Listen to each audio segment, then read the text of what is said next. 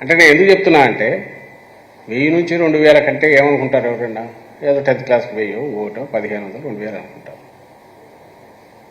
ఎక్కడ condition supply అనేది కదా మనకు డిస్క్లైమర్ లేకుండా మోసం చేసే ప్రైవేటు వ్యాపారి ఎట్లయితే సన్న వాడిన కనీసం సన్న లెటర్స్తో చదవలేనంత లెటర్స్తో కింద పెట్టింటాడు, భూతద్దం పెట్టుకొని చూసేస్తే చిన్న స్టార్ పెట్టి ఎక్కడో ఉంటుంది, వెతుక్కుంటే దొరుకుతుంది కండిషన్ సప్లై అనే దాంట్లో.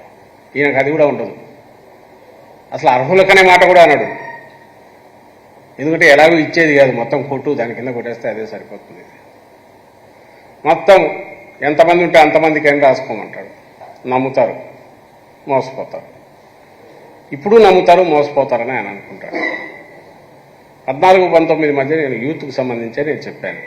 యూత్కు సంబంధించి ఈయన చేసిన దాంట్లో ఎక్కడ నిరుద్యోగులు ఎంతమంది, ఆఖరికి నువ్వు ఇస్తానన్నది ఎన్నికలకు 4 నెలల ముందు 1,62,000 దానికి కూడా వాళ్ళ నో యువర్ క్లయింట్ అని కేవైసీ ఏదో పెట్టేసి అది కూడా ఏం తెలుసుకున్నా ముగించగలిగింది.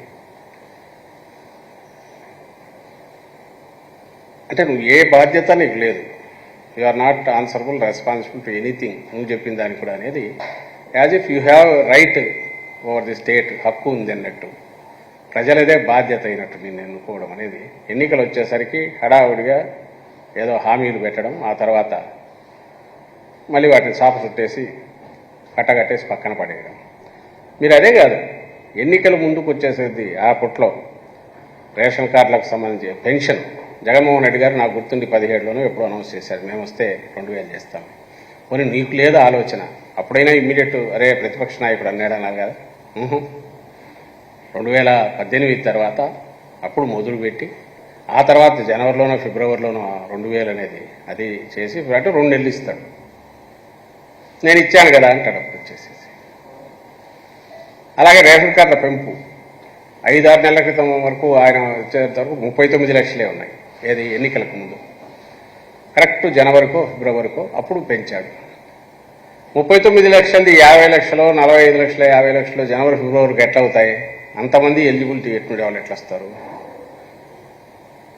లేదు. ఆయన కండిషన్ సప్లైలో జగన్మోహన్ రెడ్డి గారేమో అర్హత ఉన్న వాళ్ళకు శాచురేషన్ బేసిస్ మీద జల్లెడబట్టి మరీ వెంటాడి ఇచ్చి ఇస్తే, ఈయన జల్లెడబట్టి తీసేసే వాళ్ళని తీసేసి 1 కోటి మందికి 10 మందికో, 1 కోటి మంది 50 లక్షల మంది ఉంటే 100 మందికో 10 మందికో ఇట్లా ఇచ్చేసి ఇదిగో నేను ఇచ్చాను. అది కూడా ఎప్పుడు లాస్ట్ సీజన్ అయిపోయే టైంకు, సో దట్ నేను అన్నీ చేశానని చెప్పడానికి.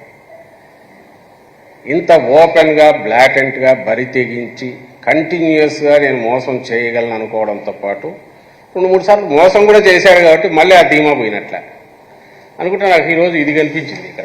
ఎక్కడ 1 కోటి మందికి ఉపాధి అని. ఎప్పుడు ఇది? 1999లో. దీంట్లో కూడా ఉంది 5 ఏళ్లలో 35 లక్షల ఇళ్ళంట.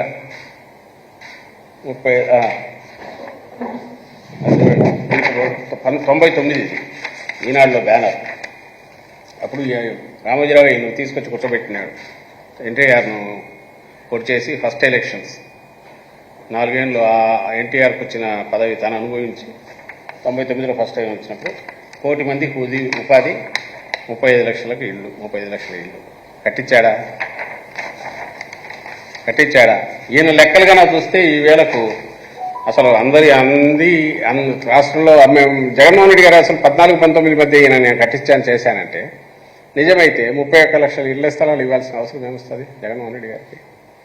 It's the question of common sense కదా. ఈరోజు 66 లక్షల మంది పెన్షన్లు ఎందుకుంటాయి నిజంగా ఇతను సరిగా చేస్తే? అంటే ఈయన చెప్పిన సూపర్ 6 అనేది ఏ 60,000 మందికో 6 లక్షల మందికో డిపెండింగ్ ఆన్ దాన్ని బట్టి పథకాన్ని బట్టి కొంతమందికి అప్లై చేసి తుత్తుతో చల్లేసి ఇదిగో నేను చేశానని చెప్తారు. ఈనాడులో బ్యానర్ హెడ్డింగ్లు వస్తాయి, జ్యోతిలో వస్తాయి, వాళ్ళ మీడియాలో వస్తుంది, చేసేసినట్టు చూపుతారు. అది ఇప్పుడు 4 ఏళ్ల తర్వాత. ఈరోజు మళ్ళీ ఈ అబద్ధ హామీలు ఎత్తుకొని వచ్చాడు. సేమ్ పెన్షన్లు 3,000 రూపాయలు. జగన్మోహన్ రెడ్డి గారేమో ఇంకో పక్క ఆయన ఆ రోజు అన్నది రాగానే చేసిండొచ్చు 3,000 రూపాయలు, కానీ ముందే చెప్పాడు దశల వారీ గాని. ఎందుకు? కష్టం అనేది తెలుసు కాబట్టి 2,000 నుంచి 3,000 ఖచ్చితంగా చేస్తాం.